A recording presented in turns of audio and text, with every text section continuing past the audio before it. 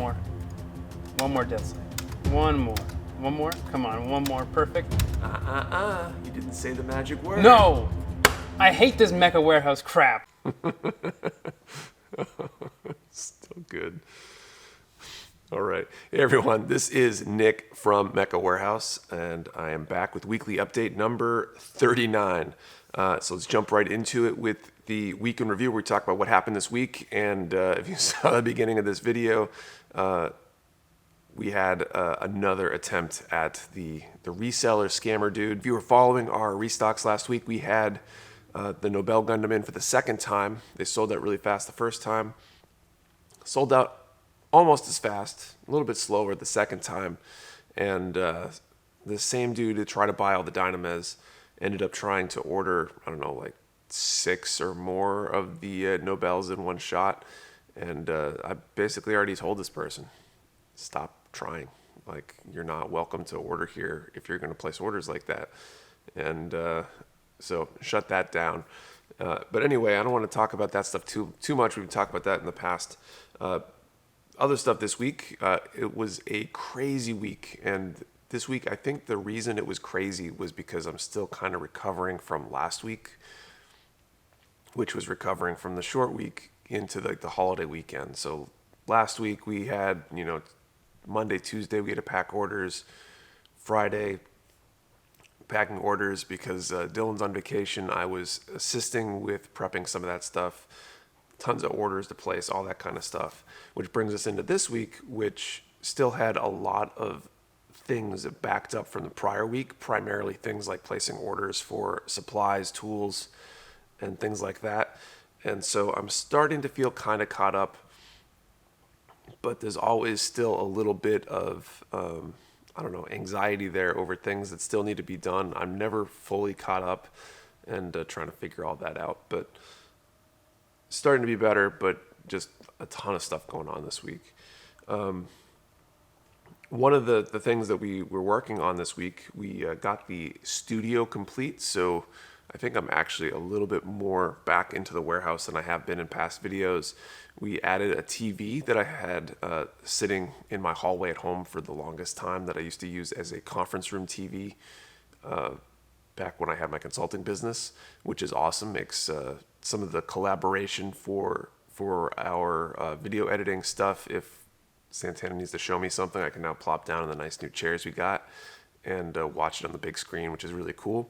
And we also finally got the Mecha Warehouse logo put up on the wall behind the TVs there. I think it looks great, and I'm looking forward to using the newly kind of updated and prepared studio corner here in the warehouse for creating content. We'll hopefully be doing some sit-downs and like interview type videos in the near future, which will be great.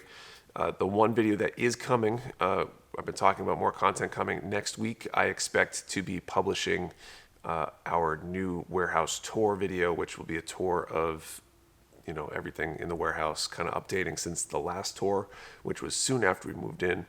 I think it'll be interesting to be able to show off everything that has changed in the last 10 months or so maybe, and so looking forward to having that out there. Anyway, so I think that's all we got for kind of week in review stuff. So let's move on to pre-orders. I don't have a lot to add to pre-orders this week. In fact, I'm not even sure I remember. Let me see if I can look up what might actually be new. We added the Kotobukiya pre-orders we have to the website. So last week we added all of our Bandai July, August, September, I think, pre-orders to the website. For the first time, having pre-orders available on the website. I think it's been good so far. We've gotten a bunch of pre-orders, and I haven't had to manually process those pre-orders, which is great. So all the Kotobukiya pre-orders that we've had open currently have been added to the website, and a few of them are new. So most of them I've probably talked about in the past, or if you're on the Discord, you already knew about. Things like we've got a few different Zoids on there, Notchin tanks, some frame arms girls, things like that. I think new, we got some Evaroids. I think those might be new since the last time. That might be kind of it. We might not have that much actually new. I do expect to have some more Kotobuki pre-orders up next week, so keep an eye out for that, but definitely check out what we got so far. Okay, let's move on to Restocks, where I actually know what I'm talking about. So Restocks this week, we've got a bunch of stuff, a lot of seed actually, and a few other kits. Not necessarily super deep stock of a lot of these, but we got a pretty good selection of new to Mecha Warehouse stuff. First up, though, we've got an HG IBO, HG Dandelion. This is from, I think, some sort of side story in the IBO world. Interesting looking kit, really big arms, a lot of different options there. In terms of seed, though, we've got the, I don't even know how to pronounce the second word, the Kerberos Buku Hound, I think, something like that. This one is from Seed Stargazer. This is the first Stargazer kit we've had. Also from Stargazer, the Verde Buster Gundam, another high grade. These are older kits, I think, 2006 and 2006.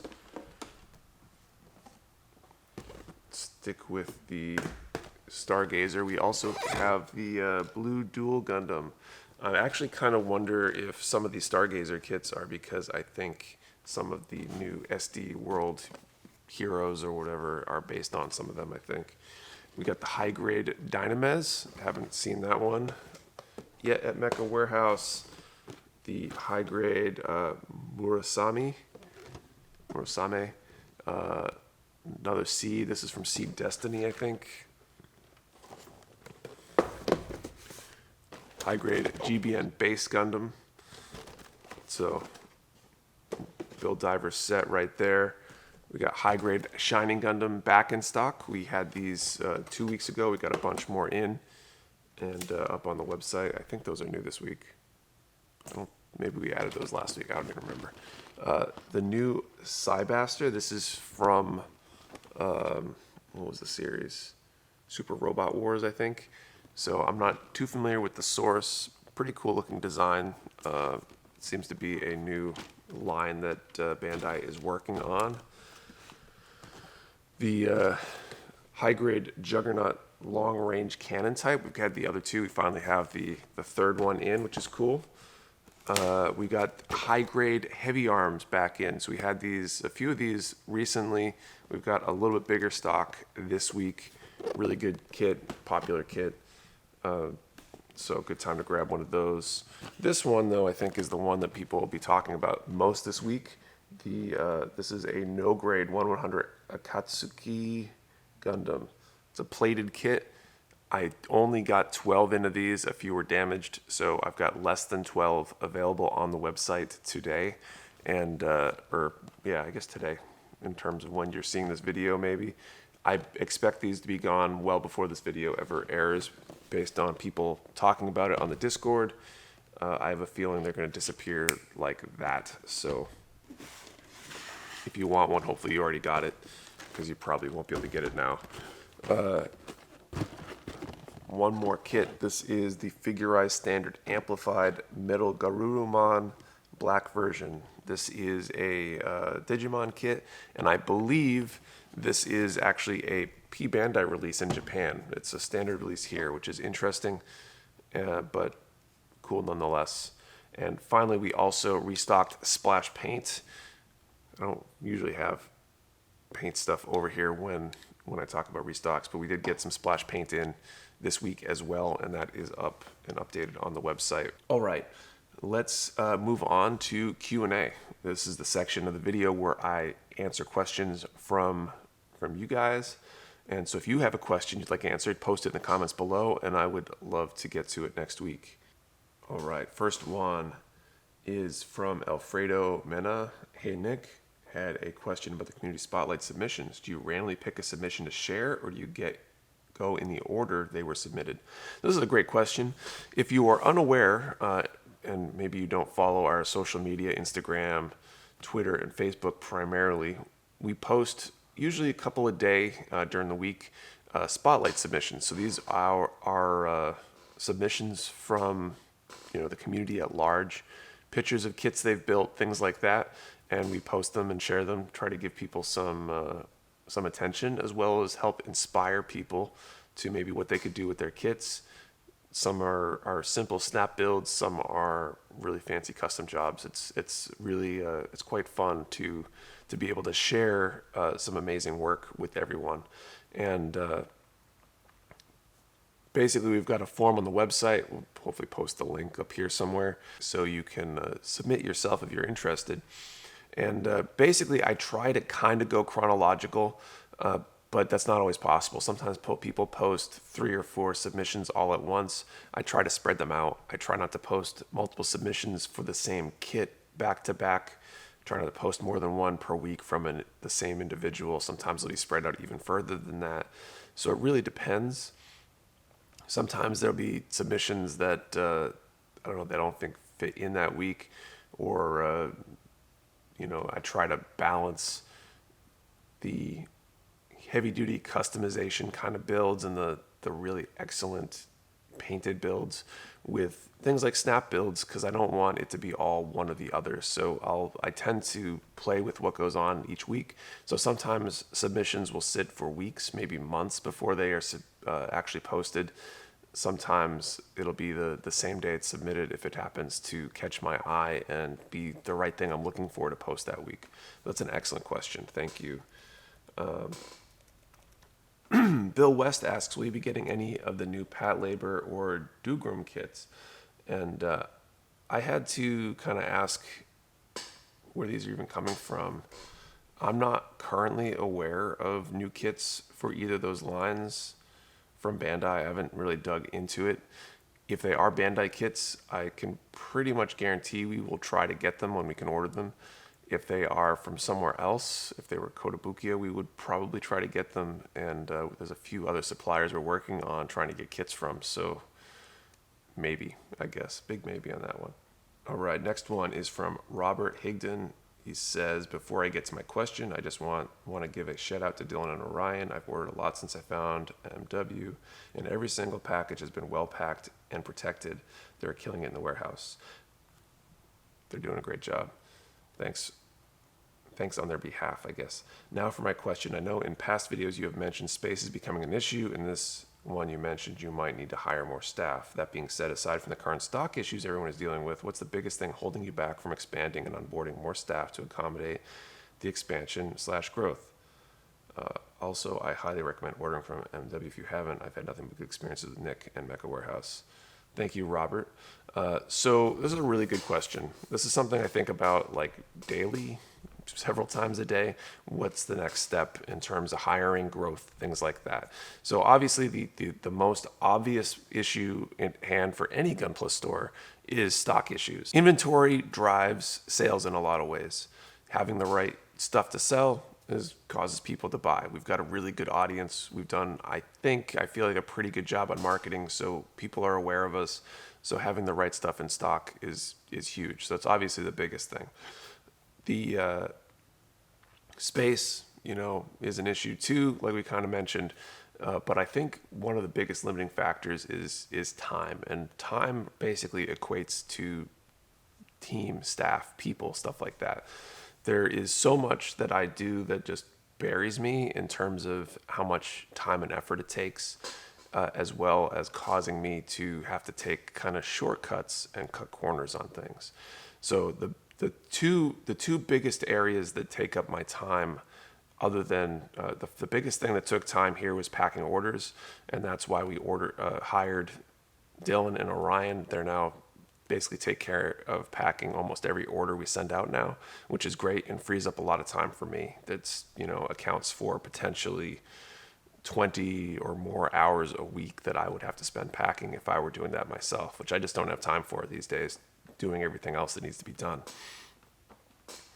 The next biggest thing was editing videos and doing video content. Santana takes that off my shoulders and takes the time it took to do the weekly update and all the video stuff I was usually doing on a Thursday, from being basically the whole day down to being maybe only an hour or two when it comes to shooting the video, preparing to shoot the video, and uploading stuff and getting things ready to go, which is awesome. That's a huge time savings for me, and that's great. The two that I haven't been able to take care of yet, the next two, the next biggest is probably buying. I really need to hire a buyer, I think, at some point. I think that's going to be a harder position to hire for because I need some domain-specific knowledge, some understanding of how the Gunpla world works, as well as somebody who understands how buying works and how to figure out how many of something to buy based on previous sales, or something that's brand new based on sales of similar items, perhaps. And I'm sure somebody who's actually been a buyer professionally probably understands how to do that better than I do. So I feel like finding that right person might be hard, and that right person might be expensive, because I think buyers make decent money depending on their experience level, and I kind of need part-time and not full-time yet, which will be really hard to find. So it's kind of trying to limp along with that until I'm ready to hire a full-time person for that position. The second one is customer service. Currently, I do all our customer service. So it's responding to direct messages, emails, DMs, and messages on the Discord regarding a lot of stuff. When's my order going to ship? UPS smashed my box. How do we take care of this? All those kind of things. And they're not necessarily, each thing doesn't necessarily take much time at all, but it takes up collectively a bunch of time. And because of both of these things and everything else I do, I'm constantly switching directions, doing one thing for a moment and switching gears to do something else because it popped up and it's important. And offloading some of that stuff would allow me to be more focused on longer term things, maybe more Mecha Warehouse branded products, maybe finding new product lines to carry, maybe new marketing ideas, new content ideas, things like that I think ultimately will lead to us growing the business larger and faster. But because I'm stuck doing, I don't want to say grunt work per se, but because I'm doing things like buying, where I've got to go through potentially an order form with 100 products on it and figure out how many we need of each product, and things like that, they definitely take a lot of time away from things that I think really need my attention more than something that hopefully could be offloaded. So I'm hoping to figure out how to find those people and how to transition to those people, but it's almost like we need just a little bit more growth before we're really ready to hire that person or persons. And it kind of feels like a chicken and egg problem. Often when I'm about ready to hire, it always feels like I either need to take a leap of faith and hope that the hire leads to more business, or I need to wait for a little more business. And I think sometimes it's A, sometimes it's B, and that's kind of where we're at. So hopefully that answers that question. Long answer, kind of really interesting problem, and probably like one of the hardest things about running a business that's growing like this is trying to figure out when to hire, how to hire, all that kind of stuff. All right, and I think this is our last question. The next one is from Commander Wolf Hadley. Hey Nick, any chance to see if you can get the Nobel's Berserker version? In last week's questions you mentioned you do want to carry sci-fi stuff, any chance of Star Trek ships, etc.? Great question. So I had to look it up. For some reason I thought the Nobel Berserker was actually a P Bandai kit. It doesn't appear to be, so we should be able to carry it, and it's just a matter of reprints. Ultimately, like anytime I get a question about, hey, can you carry Gundam Kit X? I'm buying every Gundam kit I can find, and sometimes in just a few I can grab, sometimes in massive quantities. I would buy Nobel's Berserker version, or Nobel Berserker version, whatever the official name of that kit is, in a heartbeat, and I would buy a ton of them based on how the Nobels sold so far. But I can't control when they do reprints. I haven't seen it on order forms. It will not show up this year as far as I can tell. So maybe next year if they print it. I don't know when they'll print it, how often they print it, any of that kind of stuff. But ultimately, if they make if Bandai makes a Gundam kit, I will carry it. If not now, whenever it is that they produce it. Again, as far as other sci-fi stuff like Star Trek ships, I think I have seen them from some manufacturers, It's something I'm definitely considering. I'm still feeling out certain product lines, certain series and IPs, and so hopefully Star Trek will be on the list that we can add in the future. And yeah, I think that's all the questions I have this week. So thank you all for watching. Please, if you have a question of your own, post it down in the comments below. I would love to answer your question next week. And yeah, have a good one. Catch you next week. Later.